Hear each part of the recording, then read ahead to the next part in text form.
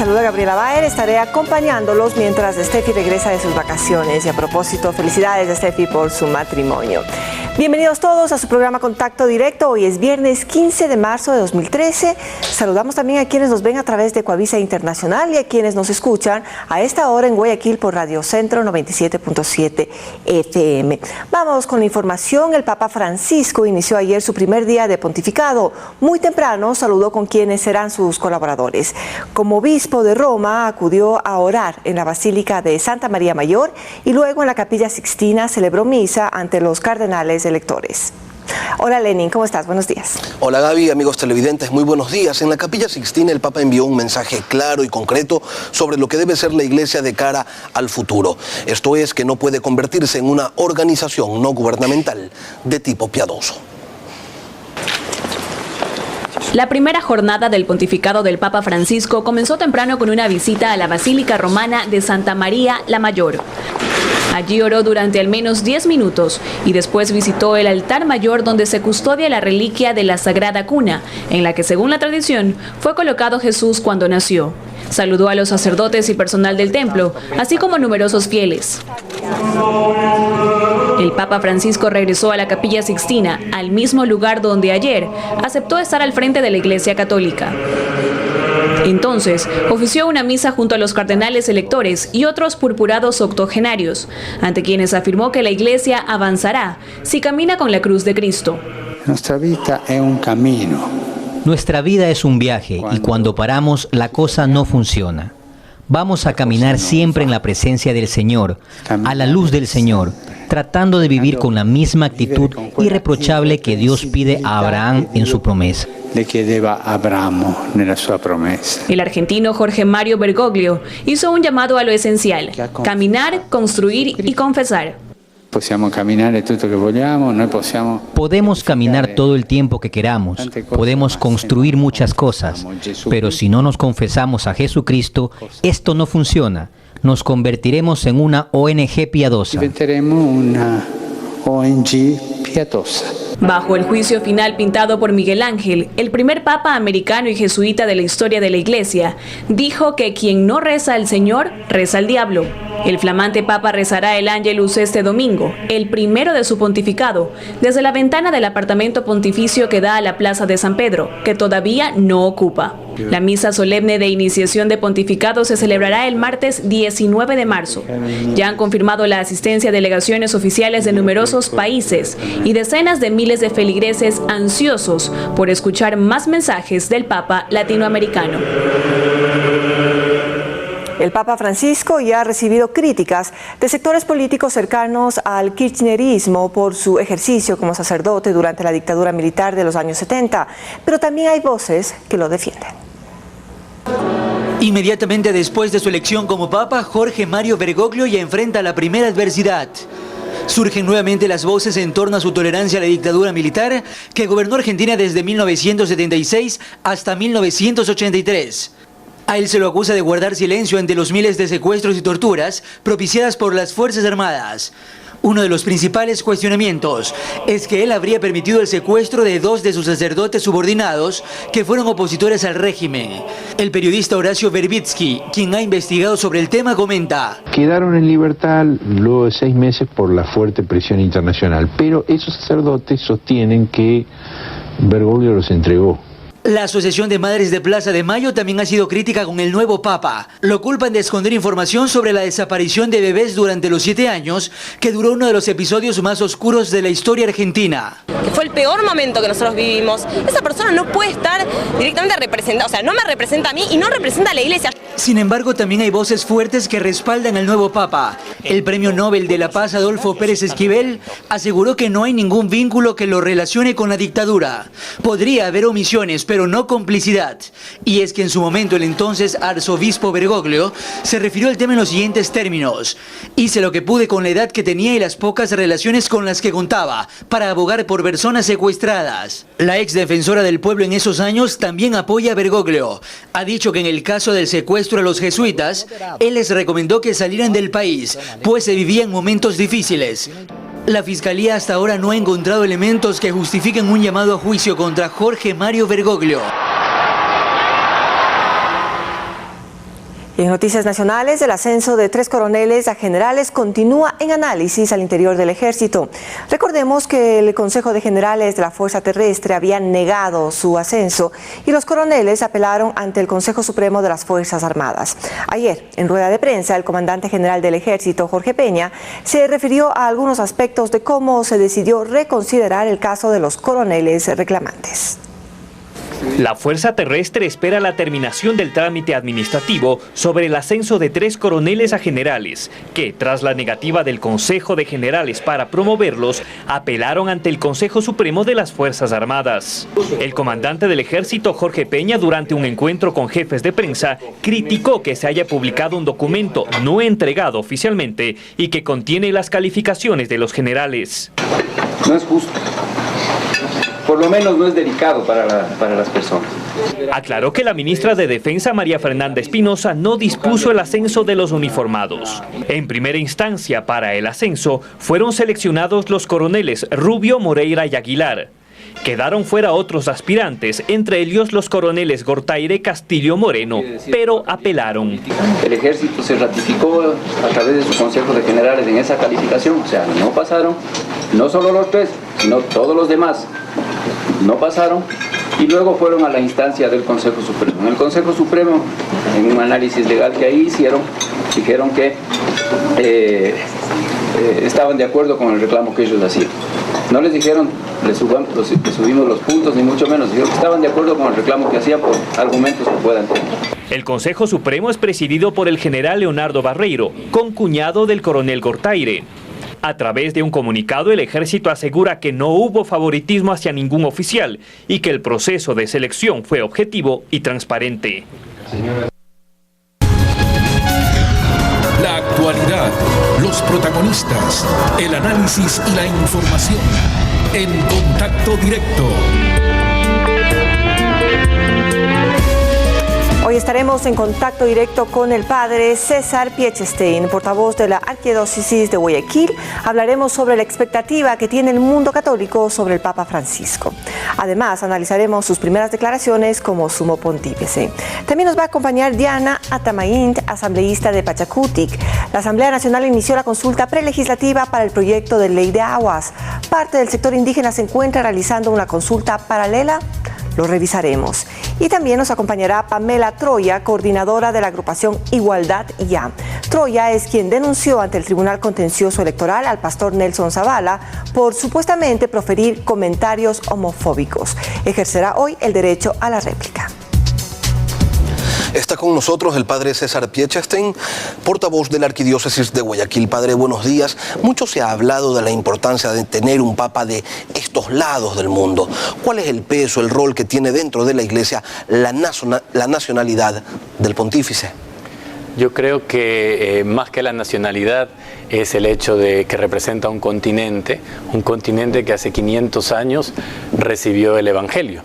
Y que lógicamente el tener ahora un papa que pertenezca al nuevo continente, que se lo conocía hace siglos, justamente nos recuerda que la Iglesia es universal, que la Iglesia está enviada por Cristo a todo el mundo, y entonces que haya un papa que no sea europeo sino latinoamericano es una prueba de que la Iglesia pues sigue adelante caminando. Ojalá el próximo sea del continente africano o del continente asiático. ¿Un papa latinoamericano supone algún tipo de beneficio o atención especial para la Iglesia del continente?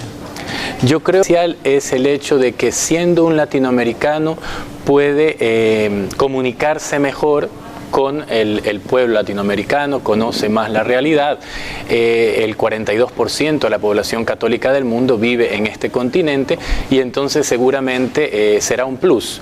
Pero creo que también el Papa representa a Europa, siendo hijo de padres italianos, de una familia migrante, es decir, comprende también uno de los problemas sociales que más afectan en este momento a la humanidad, incluido Ecuador. La Iglesia Católica vive momentos difíciles. ¿Cuál ¿Cuáles son los asuntos más urgentes que debe atender el Papa Francisco? ¿Cuáles son esos aspectos que ustedes, los sacerdotes, esperan que sean tratados de forma prioritaria? Yo no creo que la Iglesia Católica esté pasando momentos difíciles. Al contrario, creo que la Iglesia Católica está viviendo uno de los momentos de mayor fruto. De hecho, el Papa Juan Pablo II decía que estábamos en el tiempo de primavera de la Iglesia, ¿no? Una prueba muy simple es que en Ecuador hace 30 años existía solamente un seminario mayor para formar sacerdotes. En este momento existen 11 seminarios y más de 600 jóvenes que se preparan para ser sacerdotes.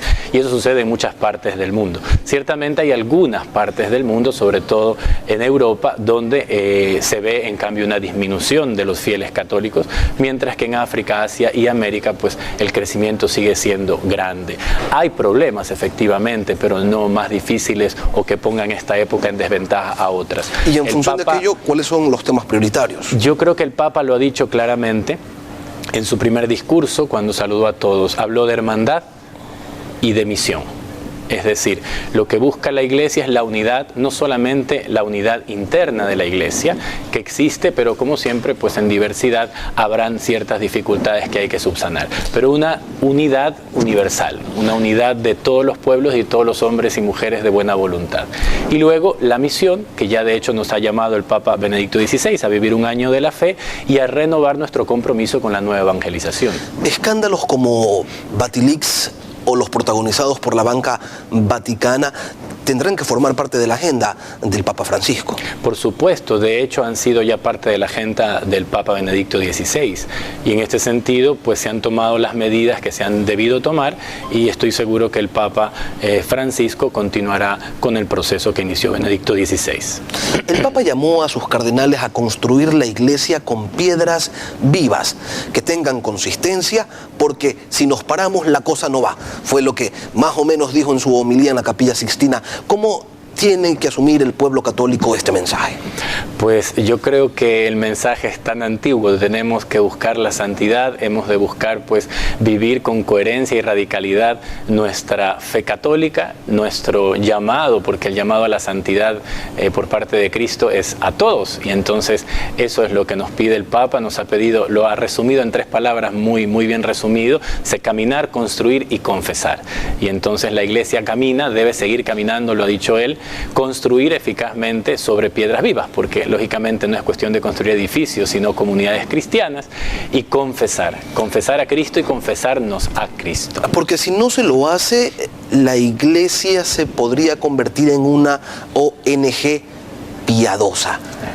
Es un llamado de atención bastante fuerte, ¿no? Yo creo que sí. Hay mucha gente, inclusive muchos fieles católicos, que le dan una importancia demasiado grande al hacer y se olvida a veces el ser. Es decir, nosotros hemos de procurar hacer siempre el bien, la caridad en el sentido material, pero lo dijo también el Papa Benedicto XVI, la mayor prueba de amor, de caridad, es dar a Cristo, dar a conocer a Cristo. Y entonces no podemos convertirnos exactamente en una fundación, en una organización benéfica, que es como muchos ven a la Iglesia, sino lo que realmente somos. La Iglesia es el cuerpo místico de Cristo y está llamada a continuar la obra de Cristo en el mundo. A continuar con esa nueva evangelización de la que hablaba Juan Pablo II hace ya algunos años. Hace algunos años. Ahora, no son pocas las críticas que recaen sobre Jorge Mario Bergoglio, el Papa Francisco, a quien se lo acusa, se lo señala de no hacer y de no decir nada cuando la dictadura argentina arreciaba contra gente de la propia Iglesia. Así es. Esa es una acusación que creo que ya ha sido desmentida por, primero, lo acabamos de ver también, Adolfo Pérez Esquivel, que es Premio Nobel de la Paz argentino, lo ha dejado muy en claro que ciertamente hubieron obispos que fueron cómplices de la dictadura argentina, pero Bergoglio no fue cómplice, no participó de ninguna manera. Y luego la abogada Alicia Oliveira, ex defensora del pueblo, también ha declarado que más bien Él hizo todo lo que podía en sus condiciones y en la capacidad que tenía en aquel momento histórico, porque obviamente ahora, antes de ser papa, él era el presidente de la Conferencia Episcopal Argentina y además el arzobispo de Buenos Aires, pero en aquella época no lo era, en aquella época era el superior de los jesuitas. Y estos dos sacerdotes, Francisco Jalix y Orlando Llorio, que eran jesuitas, fueron aconsejados por él de que salieran del país porque efectivamente los estaban persiguiendo y estaban en riesgo de ser secuestrados. Sin embargo, los sacerdotes, por el compromiso que tenían con la gente, no quisieron abandonar el país y fueron secuestrados. El cardenal Bergoglio, el padre en aquel entonces Bergoglio, hizo lo que tenía que hacer, trató de sacarlos adelante y no pudo. Entonces no se puede decir que omitió, no se puede decir que no intervino, intervino desde la capacidad que tenía en aquel entonces. De hecho, estos sacerdotes finalmente fueron liberados, no murieron, mientras que muchos laicos que trabajaban con estos sacerdotes fueron asesinados. Las Madres de Mayo también lo señalan como parte de un escándalo no aclarado de robo, de secuestro de niños recién nacidos. Es el mismo problema, es en relación a la misma situación, que creo que ya con dos testigos de peso que conocen más los hechos, porque esta abogada Alicia Oliveira, que ha sido defensora del pueblo en Argentina, pues lo conoce al Papa Francisco desde hace 40 años y conoce perfectamente la historia de su país. Y yo me fío de la palabra de ella. Si ella dice que no ha tenido nada que ver el Papa Francisco con esta situación, es porque no lo ha tenido. Mientras no hayan pruebas, porque es muy fácil lanzar piedras, es muy fácil lanzar al aire últimamente pues injurias y calumnias que luego no se demuestran, pero que ya el escándalo, la marca queda, ¿no? Lamentablemente. Precisamente eso quería preguntarle. ¿Acompañará a Francisco en su papado el estigma de estas acusaciones? Yo creo que lamentablemente sí. Lamentablemente estas cosas hieren, y yo no creo que se hagan con mala voluntad, se hacen porque estas personas están convencidas que así es. Por más que se les diga lo contrario, por más que se aclare y que hayan testigos que tienen autoridad para ser creídos, pues lamentablemente queda. Y en la memoria general quedará pues la sospecha, el espíritu de sospecha, que es finalmente lo que se gana con este tipo de cosas, ¿no? El Papa Francisco es opuesto al aborto, al matrimonio entre personas del mismo sexo. ¿Cuál es el criterio suyo y el de la mayoría de la Iglesia sobre estos temas de defensa de la vida y la familia natural hombre-mujer? Efectivamente, yo creo que a todos nos ha quedado claro en Ecuador y en el mundo, porque ha sido claro siempre los papas en ese tema, porque no es un pensamiento de un determinado papa. Esto es lo que Cristo mismo ha señalado, y la prueba está en que usted ha visto, por ejemplo, ahora durante la campaña electoral, el pastor Nelson Zavala, por ejemplo, siendo evangélico, no católico, pero obviamente cristiano, ha defendido los mismos principios. Y entonces el Papa Francisco, igual que el Papa Benedicto XVI, igual que cualquier obispo coherente con la doctrina de la fe, dirá siempre lo mismo. No se puede aceptar, nadie tiene derecho sobre la vida de otro ser humano, y la vida se respeta desde el momento de la concepción hasta la muerte natural, y la familia, el matrimonio, se constituye por la unión de un hombre y una mujer. Son esos criterios invariables, porque hay algunos sectores que dicen la Iglesia podría abrirse quizás a otro tipo de conceptos de repente más progresistas. Jamás se puede, y jamás lo ha hecho la Iglesia en 2013 años, traicionar el mensaje de Cristo.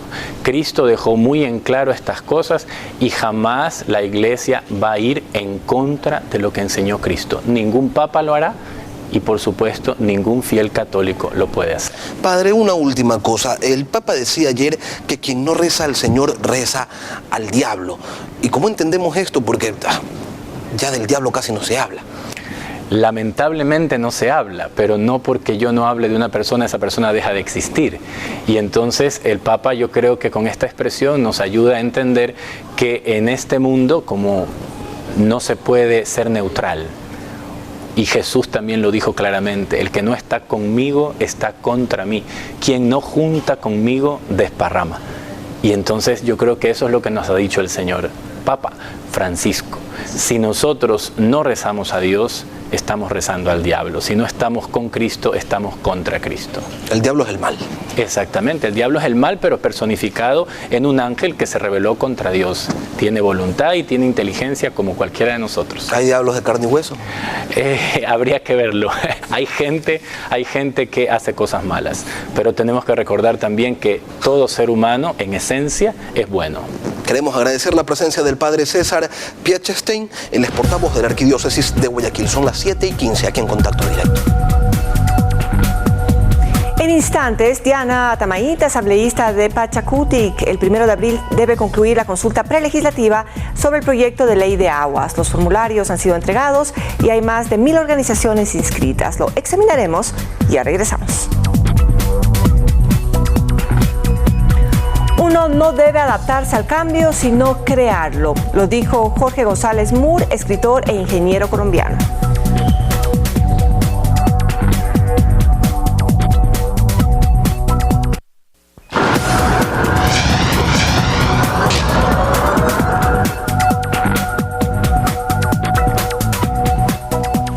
La consulta prelegislativa convocada por el presidente de la Asamblea ha reiniciado el trámite para el proyecto de ley de recursos hídricos, usos y aprovechamiento de agua suspendido desde el 2009.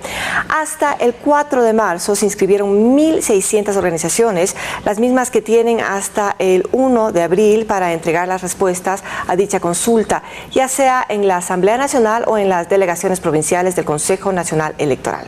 Es nuestra invitada, la asambleísta Diana Atamaíta. Buenos días, asambleísta, bienvenida a Contacto Directo.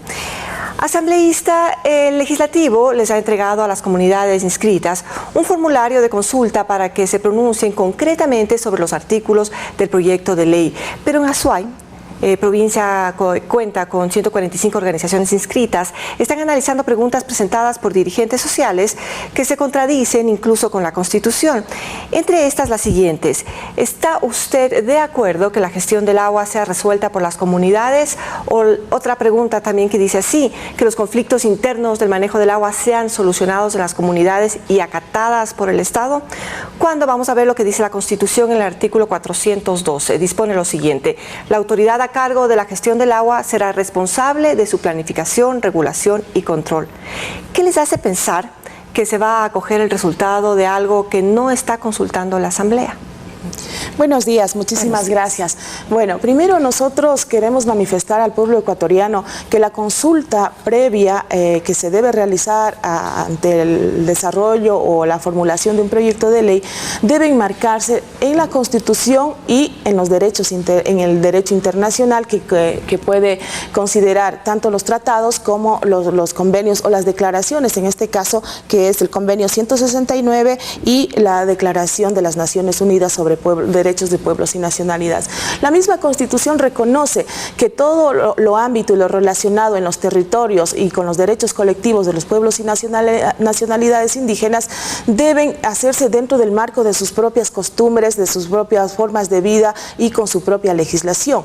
En torno a eso nosotros planteamos que no todos los conflictos o los problemas que se puedan desarrollar en torno al agua sean solucionados por las comunidades, sino en aquellos territorios y los sistemas comunitarios que hasta el momento se encuentran manejados y administrados por las comunidades y pueblos y nacionalidades. No se trata de todo el sistema, sino específicamente de aquellos sistemas que actualmente se encuentran gestionados, promovidos y administrados por los pueblos y nacionalidades indígenas. Pero volviendo a la consulta que le hacía, en Azuay están haciendo una especie de una consulta paralela. Están consultando cosas que no tienen que ver con el formulario que les entregó la Asamblea Nacional. Bueno, yo creo que estas reuniones y asambleas que se hacen en las comunidades, en las diferentes provincias, con los miembros de las juntas de regantes, con los beneficiarios del agua, es decir, con los ciudadanos y de los pueblos y nacionalidades, es precisamente para que esta contestación a estas preguntas, y después quiero hacer mención al formulario que nos entrega el Consejo Nacional Electoral, es precisamente precisamente porque estas propuestas que queremos hacer llegar a la Asamblea Nacional no se trata de una iniciativa de un dirigente político, de un dirigente de una comunidad, sino de la propuesta, de la participación, del debate de las bases de nuestras comunidades que piensan acerca de la discusión que se tiene para aprobar un proyecto de ley. Yo creo que es lo más democrático, es lo participativo. Acá no viene Humberto Cholango o el presidente de una comunidad a decir, estas son nuestras propuestas. Lo que sí hacen es llevar adelante un diálogo para sacar en consenso lo que las comunidades piensan y estas presentarles. Y decía hace un momento, en referencia al formulario que presenta, la consulta previa no se trata de ser un plebiscito o entregar formularios para que sean llenados por los beneficiarios o por las comunidades. El mandato internacional o los convenios internacionales, los tratados internacionales, dicen que esta consulta tiene la finalidad de tener el consentimiento de los pueblos y nacionalidades. Ese es el fin que determina tanto el convenio 169 como la Declaración de las Naciones Unidas. Pero es una consulta sobre algo concreto. Por supuesto. Y ustedes se están haciendo consultas paralelas sobre otros temas que no se incluyen en ese formulario. Precisamente porque ese formulario es un formulario tramposo, son preguntas tramposas que el gobierno está llevando adelante a través del Consejo Nacional Electoral, porque no se están debatiendo, no se están preguntando problemas de fondo, ni se quiere escuchar. La consulta para nosotros, el consentimiento significa llevar un proceso abierto, transparente, franco, frontal, de diálogo para llegar a consensos, porque precisamente lo que buscamos es llegar a acuerdos, no imponer y hacernos preguntas en las que nos vemos obligados en responder sí, pero no discutimos temas de fondo. Por ejemplo, los temas de fondo que deben ser debatidos, dialogados, discutidos en esta consulta son primero, de que se desprivatice lo que todo está privatizado. Estamos de acuerdo que la Constitución determina que se prohíbe la privatización del agua. Ahí tengo una contradicción más que quisiera compartir con usted. Dice que los dirigentes de las comunidades plantean que se elimine toda forma de privatización, como estamos hablando, y acaparamiento del agua, mientras el artículo 321 de la Constitución reconoce varias formas de propiedad, entre ellas la comunitaria. ¿Cómo es que plantean eliminar toda forma de privatización? Es precisamente porque este recurso tan valioso que es la vida misma de la humanidad está concentrada en pocas manos, mientras que la gestión del agua para riego y para consumo humano en las comunidades no es de un solo dueño, de un solo propietario, de un solo productor. Más bien lo que buscamos es la democratización de este recurso. Pero sería en manos de un grupo, de una comunidad, que podríamos llamarla, entre comillas, también privada. No, tenemos tres formas de organización: la pública, la privada y la comunitaria. La comunitaria es una forma de organización de las costumbres de los pueblos y nacionalidades. Y quiero decir esto, ¿por qué nosotros queremos que en la ley se contemple que se elimine toda forma de privatización? Porque los datos nos dicen que en el Ecuador el recurso agua sigue concentrado en pocas manos. Tanto es así que las unidades de producción agrícola con sistemas comunitarios son el 86% y son quienes producen la tierra, quienes trabajan y la cuidan las fuentes de agua. Tienen solo el 13% del caudal, mientras que el 1% de las unidades de propiedad privada tienen un caudal del 64%. Esto debe cambiar si buscamos democratizar y dar la posibilidad de que el campesino, los pueblos y nacionalidades gestionen los sistemas de agua y puedan tener acceso a este recurso para producir en beneficio de un país. ¿Y eso no se consulta en el formulario que ha emitido la Asamblea? No se consulta, son preguntas cerradas que se limitan a que se conteste de forma individual de las personas que van a acudir. Por eso es que nosotros planteamos esta consulta, y lo que nosotros calificamos que esta consulta es una burla para los pueblos y nacionalidades indígenas, porque no va a lo que realmente significa tener una consulta previa, libre y informada. Nosotros acudiremos, y si es que no se recogen estas propuestas que nosotros planteamos desde las bases, iremos a las instancias internacionales para demandar el pleno ejercicio de los derechos colectivos que se reconocen en la Constitución y Ya tenemos antecedentes, el caso Sarayaku, que la Corte Interamericana de Derechos Humanos se pronunció de la actividad que se realizó en sus territorios. El gobierno de Rafael Correa lo que busca es distraer la atención de la comunidad internacional porque incumple e irrespeta los derechos de los pueblos y así no tener a futuro demandas de carácter internacional. A eso iba justamente. ¿Qué peso real tendrá en la Asamblea los resultados que obtengan de esta consulta prelegislativa? Yo quiero no ser pesimista, pero sí soy realista. Con una asamblea de más de 100 asambleístas oficialistas que no tienen la posibilidad de pensar por sí mismos, que han firmado un código de ética que les prohíbe desobedecer las órdenes de Carondelet, consideramos que si en estos 2 años no fueron tomados en cuenta estas propuestas que no son de ahora, no son de este proceso nomás, sino de mucho tiempo atrás, tal vez no se recogerán, pero sin embargo estaremos haciendo uso de nuestro derecho a la resistencia y parte de ello es acudir a las instancias internacionales para demandar al Estado ecuatoriano por el atropello de los derechos colectivos reconocidos en la Constitución y en los convenios internacionales. Ahora también para las comunidades hay temas pendientes que la Asamblea no ha tomado en cuenta y que afectan los derechos colectivos y que piensan ustedes también adjuntarlos a esta consulta prelegislativa. ¿A qué se refieren? Mire, hemos reclamado que el gobierno de la Revolución Ciudadana, que habla tanto de una revolución para tener un país más incluyente, más equitativo, de la redistribución de la riqueza, no ha hecho absolutamente nada referente a lo fundamental para cambiar la estructura económica del país, que es democratizar el uso del agua y de la tierra. Está un proyecto de iniciativa popular, de iniciativa ciudadana en la Asamblea Nacional que no está siendo considerado y a eso el Ejecutivo no le quiere meter las manos porque le corresponde a él considerar un Fondo Nacional del Agua, considerar un Fondo Nacional de Tierras para darle al campesino para que produzca. En ese sentido, nosotros seguiremos exigiendo de que se vaya a una verdadera reforma agraria, a una verdadera revolución agraria para ir a ese camino del buen vivir. Mientras no se dé la democratización de los recursos naturales, de los recursos que produce y que le dan fuentes de trabajo al campesino, a los indígenas, definitivamente vemos que esto es un fracaso de revolución. Gracias, ha sido la asambleísta Diana Tamaín de su punto de vista. En breve, Pamela Troya, coordinadora de la agrupación Igualdad Ya, que demandó al pastor Nelson Zavala ante el Tribunal Contencioso Electoral por declaraciones a las que consideraron homofóbicas. Regresamos enseguida. El progreso es una bonita palabra, pero el cambio es su motivador y el cambio tiene sus enemigos. Lo dijo Robert Kennedy, político estadounidense.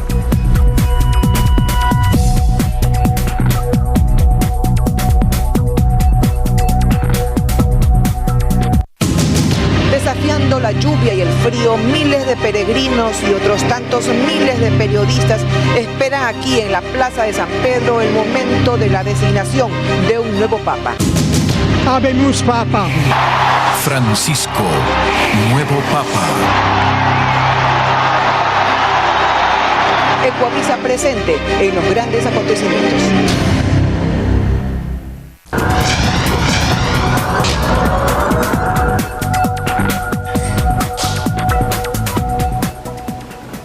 Está con nosotros la licenciada Pamela Troya. Ella es coordinadora de la agrupación Igualdad de Derechos Ya. Es además una de las personas que demandó ante el Tribunal Contencioso Electoral al pastor Nelson Zavala, ex candidato a la presidencia de la República. Escuchemos en primera instancia qué fue lo que dijo el pastor Nelson Zavala ayer aquí en Contacto Directo. Yo tengo el derecho a expresar mis ideas en público o en privado, igual mi fe. Puedo expresar, dice también la Constitución, mis ideas en todas las manifestaciones posibles. No debo ser discriminado por mi religión y me han discriminado. Nada de eso han tomado en cuenta. Entonces el CNE utiliza una norma inventada por ellos en el camino político para silenciar al único candidato que dijo la verdad. Hoy tratan de silenciar a un pastor, mañana van a silenciar a un sacerdote y van a silenciar a todos aquellos que no estén de acuerdo con ellos. Que lo están sancionando por expresar sus ideas, dice el pastor Zavala. ¿Qué es lo que ustedes sostienen, licenciada Troya? Buenos días. Buenos días, Lenin, muchas gracias por este espacio. Bueno, quiero empezar diciendo que no estamos violando la Constitución. El pastor Nelson Zavala el día de ayer hizo toda una alusión de varios minutos diciendo que se está violando la Constitución y su derecho a la libre expresión y al libre culto. En ese sentido, pues con Constitución en mano puedo decir que el artículo 66, no sé si me pueden enfocar por favor.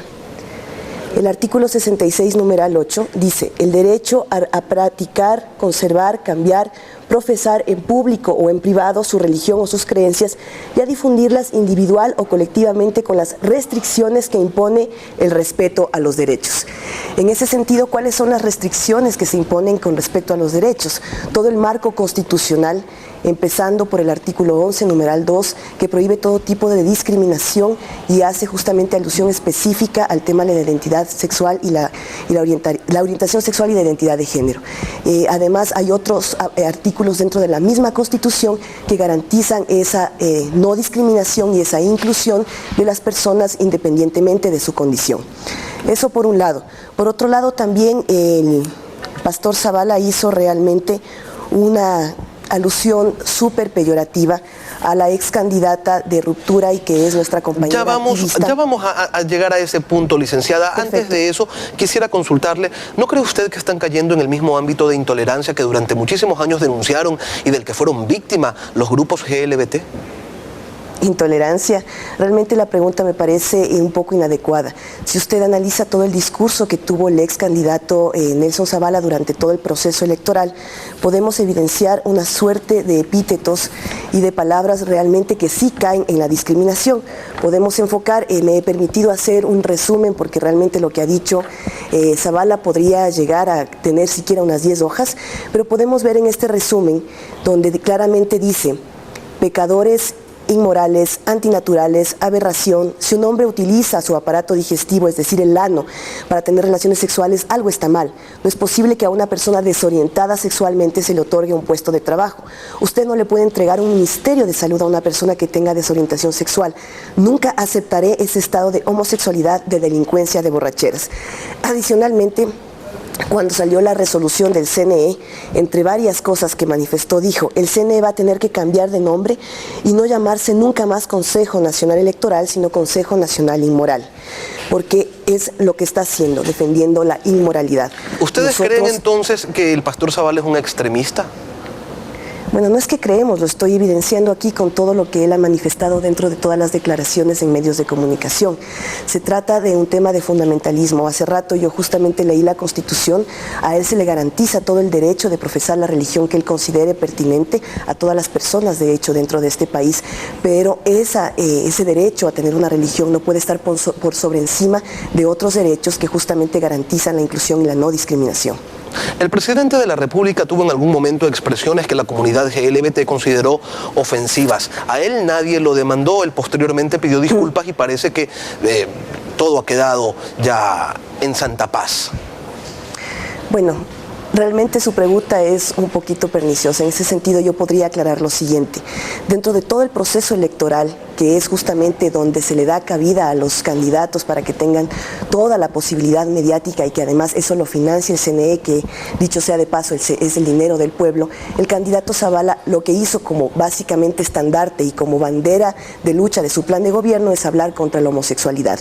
Evidentemente estamos dentro de unos patrones culturales donde la sociedad todavía tiene mucho que cambiar. En ese sentido, el propio presidente Rafael Correa aceptó que tiene ese problema, que tiene que ver con la sociedad en sí, pero hizo un acto que yo considero realmente pleno en el sentido de dar disculpas sobre lo que declaró. Si usted en cambio habla con el pastor Nelson Zavala y habla sobre el tema de la vulneración que hizo a la resolución emitida el 30 de enero por el Consejo Nacional Electoral, si usted le pregunta sobre lo que opina sobre la homosexualidad, de hecho el propio juez Patricio Vaca en la audiencia oral y de juzgamiento del 4 de marzo le volvió a preguntar lo que significaba para él la homosexualidad, que era una base de preguntas que teníamos nosotros.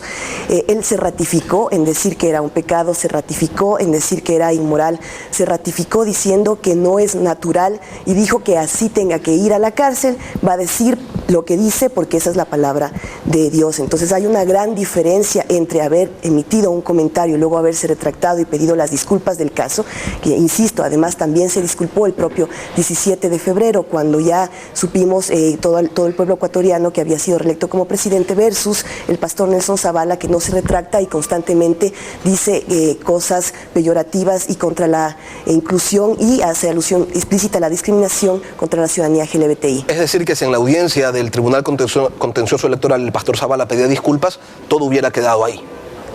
No se trata de eso, se trata de toda la suerte de aparataje mediático que ha habido detrás de esto.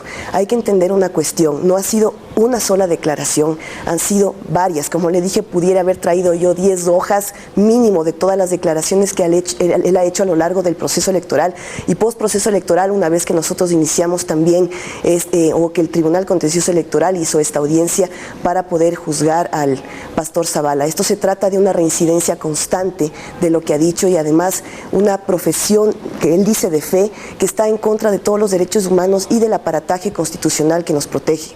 Quiero invitarle a escuchar lo que dijo el pastor Nelson Zavala sobre la educación pública y lo que él considera es una sodomización del país, para que luego usted ejerza su derecho a la réplica.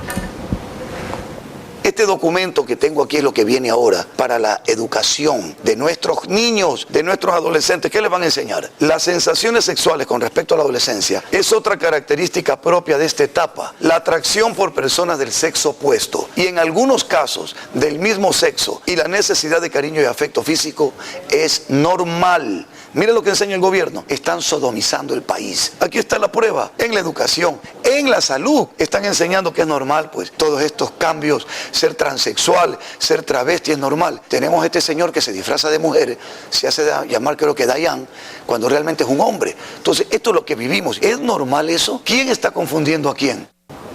El texto que mostró el pastor Zavala se lo puede leer en el libro de Ciencias Naturales de octavo año, que se encuentra colgado en la página web del Ministerio de Educación. Licenciada Troya, adelante con su réplica. Bueno, con respecto a lo que dijo el pastor Nelson Zavala, yo le invitaría a que sea un poquito más científico y que lea todos los avances que ha habido alrededor del tema de la homosexualidad. Justamente la homosexualidad dejó de ser declarada como un trastorno dentro de la Asociación Americana de Psiquiatría el año 1973. Además, la Organización Mundial de Salud dejó de declararla como un trastorno en 1990, específicamente el 17 de mayo. Hay estudios que demuestran que la homosexualidad no es un trastorno, no es una enfermedad, que adicionalmente el poder identificarse y poder estar en conjunción con la orientación sexual que uno siente o la identidad de género, muy por el contrario, que generar un trastorno genera salud mental. Adicionalmente a esto, ya que, insisto, al pastor Zavala también le encanta mencionar la Constitución y decir que la están violando, puedo mencionar los numerales 4 y 5 de la Constitución. En el artículo 83 señala: son deberes y responsabilidades de los ecuatorianos y las ecuatorianas, sin prejuicio de los previstos en la Constitución y la ley. 5. Respetar los derechos humanos y luchar por su cumplimiento. 14. Respetar y conocer las diferencias étnicas, nacionales, sociales, generacionales, de género y la orientación e identidad sexual. Tenemos por un lado todo un cuerpo legislativo que protege los derechos de las personas que tenemos orientación sexual e identidad de género diversas, pero por otro lado también tenemos toda una suerte de estudios y aparatajes médicos y psiquiátricos que avalan el hecho de que no es ningún trastorno y ninguna enfermedad. Por otro lado, también con respecto a lo que mencionó, y haciendo el derecho de réplica, y me tomo la libertad de leer brevemente la carta de Dayan Rodríguez, que justamente ella tuvo una alusión directa al pastor Zavala contra ella, diciendo que básicamente era un hombre disfrazado de mujer. Dayan Rodríguez ha hecho un escrito público, como digo, me tomo 30 segundos en leerlo. Dice: con indignación arcada y estupor, rechazo categóricamente las expresiones vertidas por el ex candidato presidencial Nelson Zavala hacia mi persona. Se refiere a Dayan Rodríguez, del cual cito textualmente: tenemos a este señor que se disfraza de mujer y que se hace llamar, creo, Dayan, cuando realmente es un hombre. En efecto, no voy a negar mi rehabilidad cromosómica XY, sin embargo, es algo que le compete únicamente a mi persona, y que en este caso se ha respetado el artículo 83, numeral 14 de la Constitución de la República del Ecuador. El que yo haya hecho público anteriormente no es una autorización implícita, pues resulta una arbitrariedad. Según el artículo 66, numeral 11 de la Carta Magna, mi revelación se debe a la muestra de la realidad de los grupos LGBTI LGBTI a través de mi activismo público. Por tanto, estas expresiones exponen frívolamente mi intimidad sexual y mancillan mi identidad de género reconocida como un derecho fundamental en el artículo 11, numeral 2 del mismo cuerpo legal. La forma despectiva, veleidosa y enajenada de la que se refieren las poblaciones de sexo genérica diferentes no puede ser objeto de maculación, por lo que las autoridades competentes deberían tomar cartas en el asunto. La carta menciona otros asuntos, pero por cuestión de tiempo me he permitido leer esta parte que considero fundamental, además del hecho justamente de que hay colectivos LGBTI que en el presente estamos realizando reformas a la ley del registro civil y justamente Dayan es quien ha empoderado el hecho, junto a otras organizaciones de mi género, en mi cédula como un derecho justamente para la cédula de identidad. Precisamente, las reformas a la ley del registro civil es otro de los aspectos que critica el pastor Zavala. Escuchamos por qué. ¿Usted cómo va a saber quién es un hombre y quién es una mujer? Tal vez hoy día conoce a una mujer creyendo que es mujer, se casa y cuando llega su intimidad, su noche de boda, se encuentra con un órgano reproductor que no corresponde a lo que dice la cédula, que gracias a estas leyes van a cambiarle el sexo. ¿Qué es esto? Adelante, licenciada Troya. Bueno, primero, realmente me da bastante gracia porque considerando en los tiempos en donde vivimos es un poco improbable que recién una persona en la noche de bodas pueda darse cuenta que su pareja tiene otro órgano sexual no correspondiente al sexo.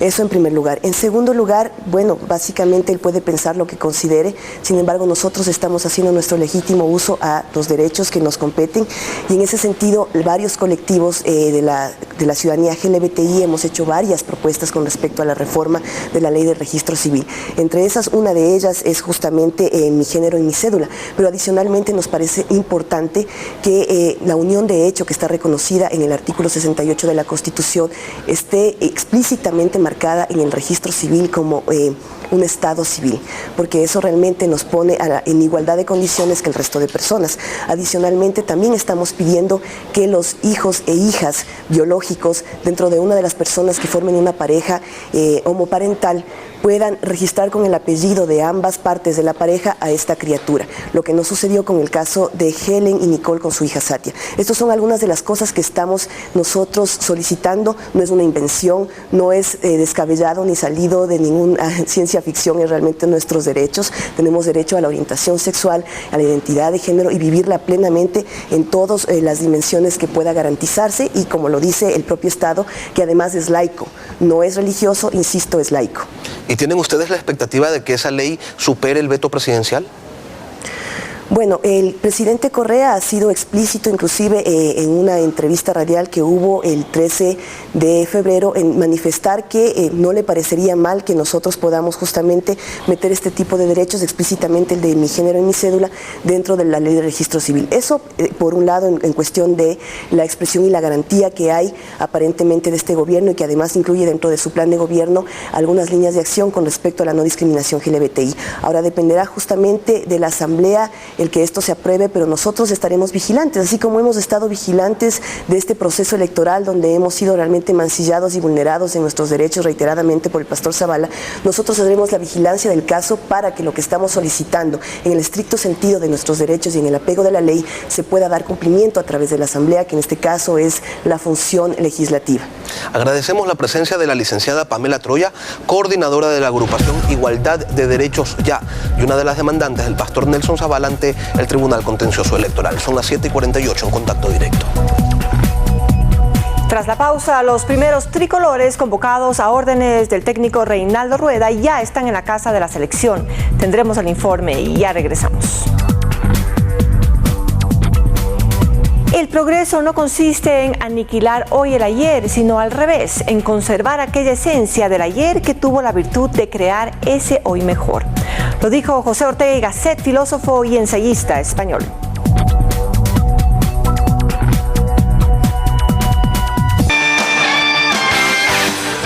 Bueno, y es hora de la información deportiva. ¿Qué tal, María Giselle? Cuéntanos todas las novedades de lo que está sucediendo en el deporte. La selección ya empieza a prepararse para sus partidos. Se empieza a preparar para su partido amistoso frente a El Salvador y el oficial frente a Paraguay el 26 de marzo. Los jugadores de la Tri empezaron a concentrarse en la casa de la selección. Los primeros en llegar fueron jugadores de Barcelona y Emelec. Miriam Zambrano con los detalles. Una ilusión que la hinchada del país de clasificar al Mundial de Brasil 2014, los jugadores que militan en el fútbol nacional empezaron a acudir al llamado de Reinaldo Rueda. Sabemos que tenemos la responsabilidad, bueno, de clasificar al Mundial. Bueno, ojalá Dios quiera las cosas se den y bueno, y poderlo clasificar. Se espera que hasta el lunes completen la nómina de 23 jugadores los 10 convocados que actúan en el extranjero. El sábado lo harían Jefferson Montero y Joao Rojas. El domingo a partir del mediodía, Cristian Benítez, Cristian Suárez, Antonio Valencia, Walter Ayoví, Cristian Novoa, Felipe Caicedo y Renato Ibarra. Juan Luis Anangonó desde Argentina será el último en llegar el lunes. Creo que ya la mayoría hemos estado, sabemos lo que el profe más o menos quiere, más o menos le gusta, así que esperemos pues trabajar bien, hacer un buen trabajo durante esos días y bueno, en el partido pues sumar a 3, que es lo que queremos. Y este 26 de marzo irá por más cuando se enfrente a Paraguay, que marcha última en las eliminatorias mundialistas. Ahora un vistazo al fútbol internacional. Se cerró otra semana de la Copa Libertadores con 3 compromisos en los que se marcaron 6 tantos. Se destacan los triunfos del local de San José de Bolivia y del Arsenal de Argentina, así como la victoria visitante de Boca Juniors ante Nacional en el Estadio Centenario. Juan José Barcia nos tiene el siguiente resumen de goles. En el Estadio Centenario de Montevideo, Nacional recibía la visita de Boca Juniors, que lo derrotó por la mínima diferencia con tanto de tiro penal de Juan Román Riquelme al cierre del primer tiempo. Esto por el Grupo 1, en el que se mantiene la tendencia en la que ningún equipo ha podido ganar en casa. En el Estadio Julio Grondona de Argentina, con arbitraje del ecuatoriano Omar Ponce, Arsenal venció a Sao Paulo 2-1. Jorge Ortiz a los 65 minutos ponía el 1-0 para los argentinos. El cuadro brasileño empataría el cotejo por intermedio de Aloisio al minuto 72. La victoria para los locales llegaría a través de Diego Bragieri a falta de 6 minutos para el final. Esto ocurría en el Grupo 3. Finalmente, por el Grupo 5, en Oruro, el dueño de casa, San José, dio cuenta de Millonarios de Colombia por 2-0. La primera conquista es de José Gómez a los 13 minutos. Carlos Saucedo, al inicio del complemento, aumentaría el marcador y sellaría una victoria contundente para los bolivianos. Y pasando al ámbito local, tenemos que un nuevo valor juvenil hizo debutar Emelec en la última fecha. Se trata del defensa Carlos Vera Morán, quien conversó con nuestro compañero Juan José Barcia para contarnos las impresiones de su estreno oficial. El último triunfo de Emelec sobre Manta, además de mantener el invicto y la punta del torneo, significó la aparición de un nuevo talento juvenil, Carlos Vera Morán, quien tuvo un debut auspicioso en Primera División. Bueno, una alegría enorme que me da y bueno, saber que tengo el respaldo de mi familia que se siente orgulloso de mí. Vera, de 17 años, hizo su carrera formativa en la Academia MPS, Liga Deportiva Estudiantil, Independiente José Terán y Norteamérica. Ahora en Emelec desea consolidarse. Primeramente salir campeón, después pensar en lo que puede ser otros contratos dentro y fuera del país. Y así se autodefine. Mi característica es recuperar pelota y cuando es de atacar a hacerlo con convicción y si se da el gol, bueno, bienvenido sea, si no, regresa y retoma la marca. Finalmente se confiesa admirador de Antonio Valencia y Ulises de la Cruz y espera algún día alcanzar dicho nivel internacional. Y el día de ayer se enfrentaron Rafael Nadal y Roger Federer por cuartos de final del ATP 1000 de Indian Wells. Muy serio al servicio y con un revés en estado de gracia. El 2 veces campeón de Indian Wells pasó su prueba de fuego ante el suizo Roger Federer y lo venció por 6-4, 6-2. Un Federer desconocido que no le dio pelea al español. Con este triunfo Rafael avanza a semifinales y se enfrentará al checo Tomas Berdych. Nadal respondió muy bien. Y este fin de semana se inicia el circuito mundial de Fórmula 1 con el Gran Premio Australia. Hay gran expectativa tras una fase de pruebas no tan alentadora para las escuderías dominantes.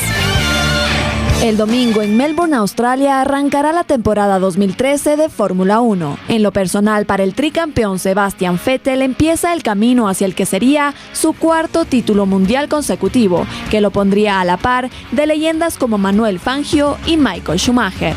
No obstante, la ronda de pruebas dejó esperanzas para los rivales de Red Bull, que aún no saben si ha bajado el rendimiento o no ha querido mostrar todo el potencial de sus autos. Por su parte, el bicampeón Fernando Alonso asegura que Ferrari está un 200% sobre el nivel que mostró el campeonato pasado, en el que tuvo que conformarse con el segundo lugar, y dijo no creer que exista un equipo que vaya a dominar desde el principio. Así se perfilan los ánimos días antes de que empiecen a rugir los motores, y con la esperanza de los pilotos de terminar con la hegemonía Vettel-Red Bull.